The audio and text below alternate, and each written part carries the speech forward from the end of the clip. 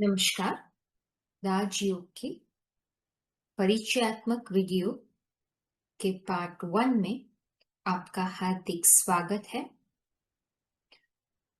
सारांश में राजयोग क्या है वह आपको जो भी पार्ट्स भेजे गए हैं उनके द्वारा पता चलेगा।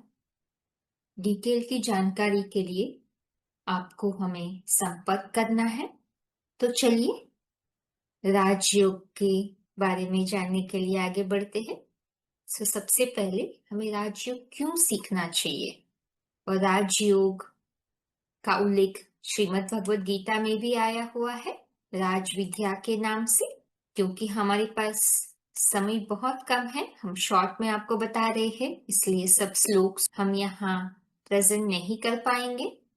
अगर आपको इंटरेस्ट है तो अलग से हम उसकी जानकारी आपको दे सकेंगे, लेकिन जो भी शिक्षा भगवान ने अर्जुन को पढ़ाई है वो राजयोग के नाम से जानी गई है। तो यहाँ राजयोग सीखेंगे तो श्रीमद् भगवद गीता भी आपको पूरी समझ में आ जाएगी। उससे हमें जो भी प्राप्ति चाहिए हम अनुभव कर सकते हैं, क्योंकि इसको सर्वोत्तम माना गया है, सर्वश्रेष्ठ माना गया है सब योगों में। तो चलिए एक शॉर्ट वीडियो से हम स्टार्ट करेंगे। आध्यात्मिकता क्या है? इस शब्द का अर्थ आज अलग अलग प्रकार से बताते हैं। धर्म पर आस्था, मेडिटेशन, योगा, प्राणायाम, मन की एकाग्रता, क्या यही अर्थ है? अगर धर्म पर आस्था आध्यात्मिकता है, लेकिन आज तो धर्म के नाम पर सबसे ज्यादा लड़ाइयां हो रही हैं। मेडिटेशन अगर आध्यात्म है तो आज किस पर ध्यान किया जाए, क्योंकि ध्यान का रास्ता बताने वाले भी अनेक हैं।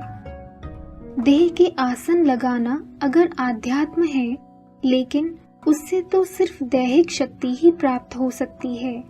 मन की एकाग्रता अगर आध्यात्म है, परंतु आज मन तो किसी का भी एकाग्र नहीं। इसका अर्थ है आध्यात्म का सही अर्थ किसी को ज्ञात नहीं। इसलिए आज इतने मेडिटेशन सेंटर, योगा, प्राणायाम करने के बाद भी इस दुनिया का उत्थान होने की जगह पतन ही हो रहा है, क्योंकि हर मनुष्य स्वार्थी हो गया है। स्वार्थ के आधार पर किए कर्म से सिर्फ पतन हो सकता है, उत्थान नहीं। एक ईश्वर ही है जो निस्वार्थी है, वो ही इस सृष्टि का हर प्रकार से उत्थान कर सकता है। इसलिए आज सभी किसी न किसी रूप में उस ईश्वर भगवान को श्रेष्ठ भावना से याद करते हैं। आध्यात्म ज्ञान सिर्फ भगवान ही आकर देते हैं, इसलिए उसके सही अर्थ की व्याख्या भी वही कर सकते हैं। इसलिए श्रीमद् भगवद गीता में बोला है, अध्यात्म विद्या विद्या नाम। आध्यात्म का वास्तविक अर्थ है अधि माना अंदर, और आत्मिक माने आत्मा का। आत्मा पुरुष है और शरीर पंच तत्व की प्रकृति। सभी लोगों का शरीर पुरुष और प्रकृति की प्रवृत्ति से बना है। आज हम अपने मूल स्वरूप आत्मा को भूलकर पंच तत्व की शरीर रूपी प्रकृति में आसक्त हो गए हैं। जैसे बीज से वृक्ष बनता है, सभी हरे भरे वृक्ष को देखते हैं, परंतु उसके बीज पर कोई ध्यान नहीं देता है। उसी तरह सिर्फ इस शरीर के सुख के लिए सोचते हैं, परंतु आत्मा के उत्थान की ओर कोई ध्यान नहीं देते। इसलिए आज दुनिया की अधिकतर आबादी मेंटल टेंशन की बीमारी से ग्रसित है, जिसका इलाज किसी मनुष्य के पास नहीं है। कुछ शताब्दी पूर्व भी यह स्मृति मनुष्यों को थी, इसलिए आत्मा की स्मृति में माताएं बिंदी और भाई लोग तिलक लगाते थे। पर आज विदेशी संस्कृति के मानसिक दास होने के कारण आज हम उस स्मृति को भूल गए हैं। इसलिए हमें अपनी सच्ची पहचान देने ही भगवान को इस सृष्टि पर आना पड़ता है। हैं तो वो अर्श परमधाम के रहने वाले, जो गीता में बताया है, न तद भासयते सूर्यो न शशांको न पावका यत गत्वा न निवर्तन्ते तद धाम परमम मम। ऊपर बैठकर तो किसी का कल्याण नहीं कर सकते, उनको भी इसी सृष्टि पर आना पड़ता है और आकर किसी साकार शरीर का माध्यम लेते हैं, मानुषीम तनुमाश्रितम, और आकर गीता ज्ञान देते हैं जिसको सबसे पवित्र बताया है। नाहि ज्ञानेन सदृशम पवित्रम इह विद्यते, जिस ज्ञान की बहुमूल्यता को सभी धर्मों ने माना है, क्योंकि भगवत गीता किसी भी धर्म पर नहीं बनी है, वो प्रत्येक मनुष्य के लिए है, जिसका ज्ञान जीवन में अमृत के समान है। बाकी अन्य कोई भी धर्म ग्रंथ या शास्त्र में जीवन उपयोगी ज्ञान नहीं है। इसलिए वही गीता का सहज ज्ञान भगवान ही आकर डायरेक्ट देते हैं, लेकिन हर युग में आकर अवतार नहीं लेते, वो सिर्फ कलयुगांत में आते हैं और जगत द्विपरिवर्तते, अर्थात आकर पुरानी दुनिया को बदलकर नई दुनिया की स्थापना करते हैं। अगर हर युग में अवतार लेते तो दुनिया इतनी नीचे नहीं गिरती जो भगवान को बार बार आना पड़ता। सन 1936 में आकर राजस्व अश्वमेध अविनाशी रुद्र गीता ज्ञान यज्ञ की स्थापना करते हैं, जब इस दुनिया को समाप्त करने की सामग्री भी तैयार होने लगती है, क्योंकि पुराने नियम, अनेक धर्म, रीति रिवाजों का खंडन होना आवश्यक है। जब सब एक होंगे तभी इस दुनिया में सच्ची सुख शांति स्थापित होगी। इसलिए आज मनुष्यों के द्वारा अनेक विश्व शांति सम्मेलन करने के बाद भी शांति की जगह और ही अशांति बढ़ती ही जा रही है। शांति सम्मेलन से नहीं, मन को एक में एकाग्र करने से आती है, और वो एक और कोई नहीं, सिर्फ भगवान ही है।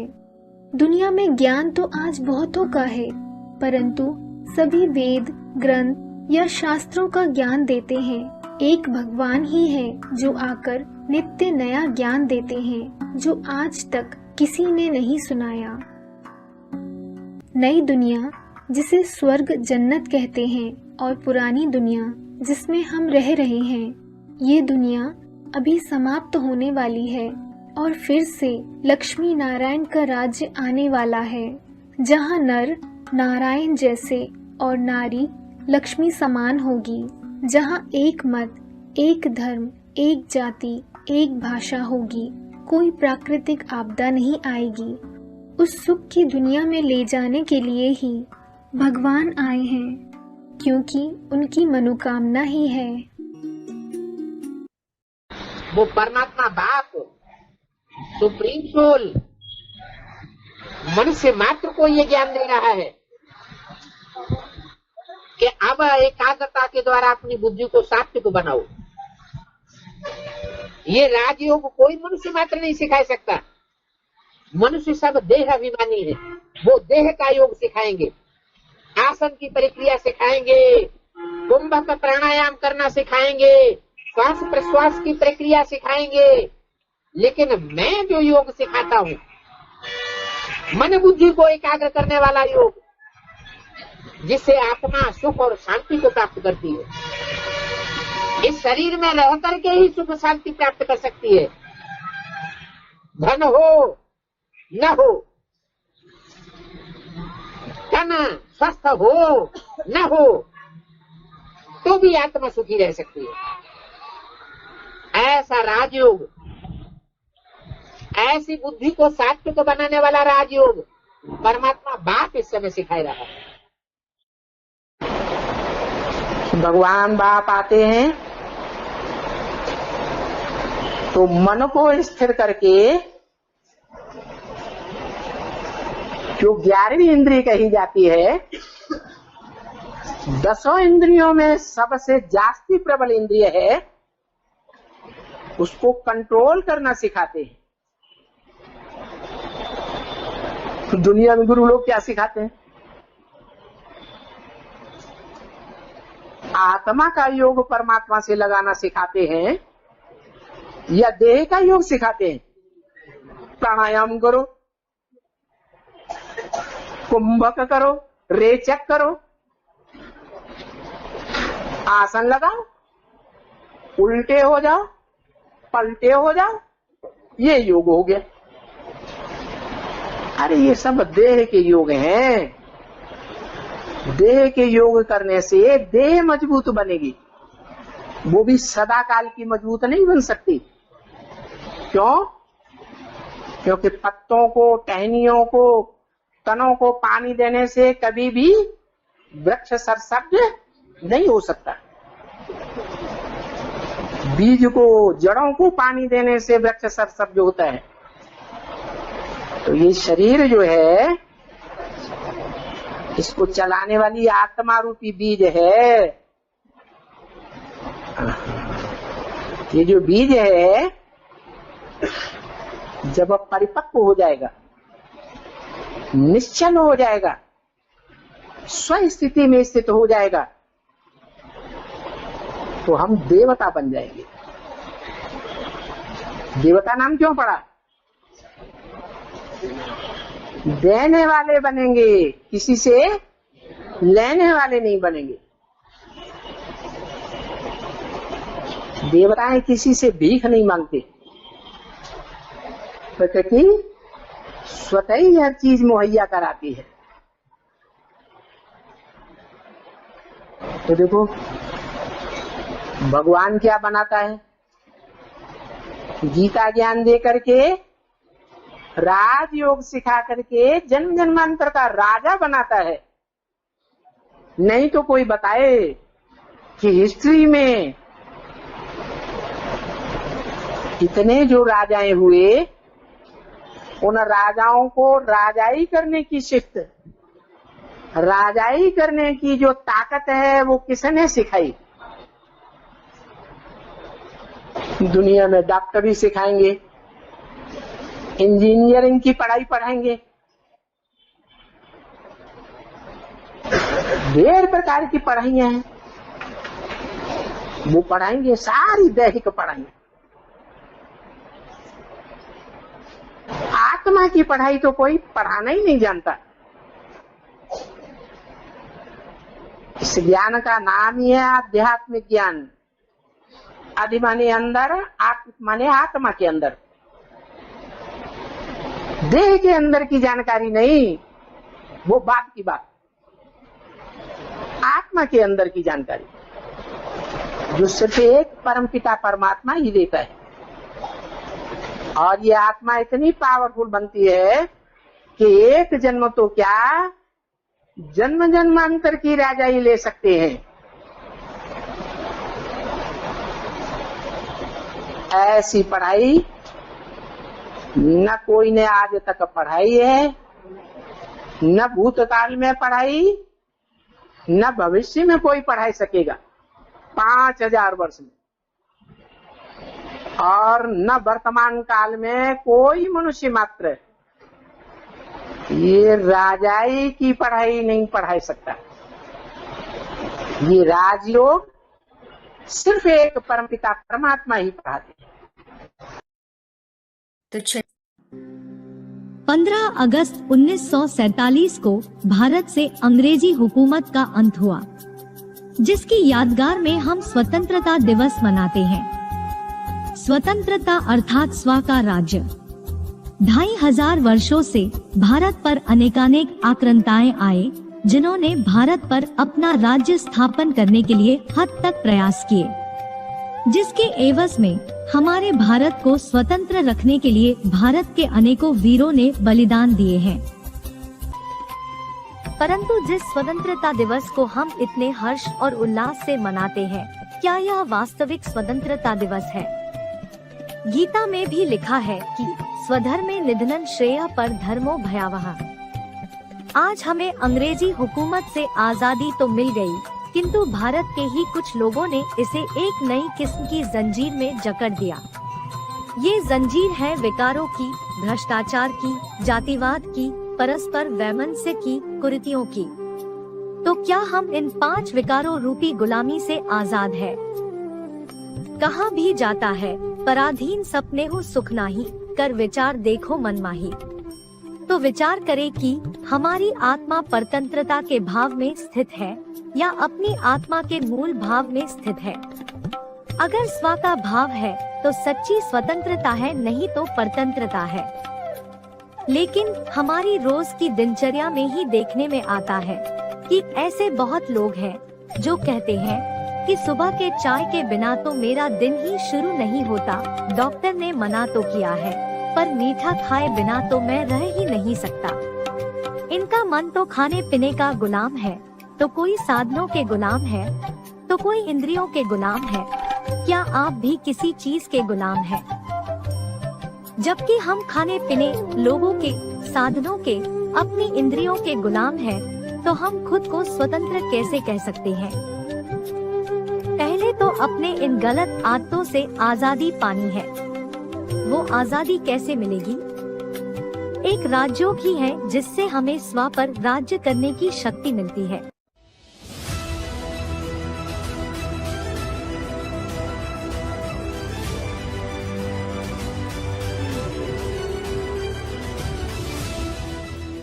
सहज राजयोग। संसार में अनेक प्रकार के योग प्रसिद्ध हैं, जैसे भक्ति योग, कर्मयोग, ज्ञान योग, हठ योग, राजयोग आदि। किंतु योग के इन सभी प्रकारों में सहज राजयोग श्रेष्ठातिश्रेष्ठ है। योग का अर्थ है संबंध या मिलन। आजकल योग का तात्पर्य शारीरिक योगासन, प्राणायाम या हठ योग समझ लिया जाता है, किंतु योगासन से शारीरिक स्वास्थ्य और कुछ सीमा तक मानसिक स्वास्थ्य मिल सकता है, लेकिन संपूर्ण सुख शांति की प्राप्ति तो केवल सहज राजयोग द्वारा ही हो सकती है। राजयोग का अर्थ है राजाओं का राजा बनाने वाला योग या रहस्य भरा योग। मनुष्यात्माएं कई जन्मों से देहाभिमान के दलदल में फंसकर विनाशी देहधारियों से योग लगाती आई हैं, किंतु जैसे तांबे वाले दो तारों को जोड़ने से उसमें बिजली प्रवाहित होती है, परंतु देहभान की रबड़ चढ़े हुए तांबे के तारों से बिजली का करंट नहीं लगता। उसी प्रकार देहाभिमानी देहधारियों से संबंध रखने पर अविनाशी सुख शांति की प्राप्ति नहीं हो सकती। परमपिता परमात्मा शिव तो इसे योग भी नहीं, अपितु सरल शब्द में याद कहते हैं। याद करना एक हार्दिक, स्वाभाविक, सरल एवं निरंतर प्रक्रिया है, जबकि योग से किसी विशेष प्रयास का बोध होता है। जैसे परमपिता परमात्मा शरीर में रहते हुए भी उसके भान से न्यारे हैं, अर्थात विदेही रहते हैं, उसी प्रकार हमें भी स्वयं को अविनाशी आत्मा, न कि प्रकृति के 5 तत्वों से बना देह समझकर रब परमपिता परमात्मा को याद करना है। मन, वचन एवं कर्म की पवित्रता, परमपिता परमात्मा से सच्चा स्नेह, दिव्य गुणों की धारणा, ईश्वरीय ज्ञान, शुद्ध अन्न तथा सच्चे ब्राह्मणों का संग करने पर आत्मा देहाभिमान द्वारा उत्पन्न 5 विकारों अर्थात काम, क्रोध, लोभ, मोह, अहंकार से मुक्ति पाकर अपने मूल स्वरूप अर्थात सर्वगुण संपन्न स्वरूप में स्थित हो सकती है। प्रभु को याद करने के लिए अमृतवेला या ब्रह्म मुहूर्त 1 से 5 का समय सबसे श्रेष्ठ है, क्योंकि उस समय वातावरण शांत तथा शुद्ध रहता है और मन भी जागृत एवं प्रशांत होता है। राजयोग के नित्य अभ्यास से आत्मा में पवित्रता, शांति, धैर्य, निर्भयता, नम्रता जैसे गुणों की धारणा होती है। साथ ही आत्मा को व्यर्थ विचारों के फैलाव को समेटने की शक्ति, सहन शक्ति, समाने की शक्ति, अच्छे बुरे को परखने की शक्ति, सही निर्णय लेने की शक्ति, समस्याओं का सामना करने की शक्ति, विभिन्न संस्कार वाले मनुष्यों के साथ सहयोग करने की शक्ति तथा विस्तार को संकीर्ण करने की शक्ति आदि आत्मा की विशेष अष्ट शक्तियाँ प्राप्त होती हैं। राजयोग के निरंतर एवं दृढ़ अभ्यास से आत्मा अपने आदि, मध्य एवं अंत की कहानी को तथा इस विश्व में अपने अद्वितीय अनेक जन्मों के पाठ को जान सकती है और अपने घर बैठे विश्व की आत्माओं को भी शांति एवं सुख का दान दे सकती है। इस प्रकार हम स्व परिवर्तन के साथ साथ विश्व परिवर्तन भी कर सकते हैं। ओम शांति। यह था हमारा परिचयात्मक वीडियो। अगर आप इस रूहानी यात्रा में आगे बढ़कर श्रीमद् भगवद गीता को बहुत अच्छी रीति से समझना चाहते हैं, खास कर जो मेडिटेशन भगवान ने श्रीमद् भगवद गीता में अर्जुन को सिखाया था वह जानना चाहते हैं, तो आप इस सीरीज़ के सब वीडियोस सुनिए ना। प्लेलिस्ट की लिंक आपको मिली है, इसलिए आप यह वीडियो सुन रहे हो। उसके बाद आपको इस वीडियो का सारांश मिलेगा और फिर बाकी के 17 पार्ट्स आपको लाइन में सुनने को मिलेंगे। अगर आपको वो नहीं दिख रहे हैं, है ना, तो आप हमें संपर्क कीजिए। कॉन्टैक्ट इन्फॉर्मेशन स्क्रीन पे दिया गया है ना। और दूसरी बात है, अगर आप ध्यान से देखें तो हर एक वीडियो जो इतना छोटा है उसमें कितने श्लोक्स की समझानी आपको मिल रही है। तो ये शॉर्ट और बेस्ट वे है भगवद गीता समझने का। और आप देख भी सकते हैं, हर एक वीडियो के नीचे आपको भगवद गीता रेफरेंसेस मिलेंगे, है ना। तो इससे आपको पता चलेगा आज मैंने इतने सारे श्लोक्स समझ लिए बहुत कम समय में।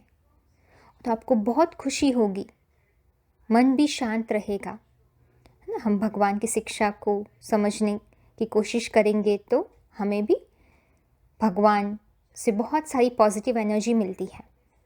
ठीक है, तो आप इस शिक्षा में आगे बढ़कर सब वीडियोस को सुनिए। और जहाँ जहाँ भी रुकावट है, आप स्क्रीन पे जो अभी नंबर दिया गया है वो आप अपने फ़ोन पे सेव कर लीजिए। आप हमें संपर्क कर सकते हैं। फ्री क्लासेस भी है, वहाँ भी आप जुड़ सकते हैं। हो सके तो सब वीडियोस को बैठ कर सुनिए। अगर आपके पास बिल्कुल टाइम नहीं है तो काम करते करते भी सब वीडियोस को एक बार सुन लीजिए, ठीक है। और आपके परिवारजनों के साथ भी आप बांटिए, जिससे उनको भी लाभ हो इस पवित्र शिक्षा का। आपकी आगे की रूहानी यात्रा के लिए बहुत बहुत शुभकामनाएं। ओम शांति।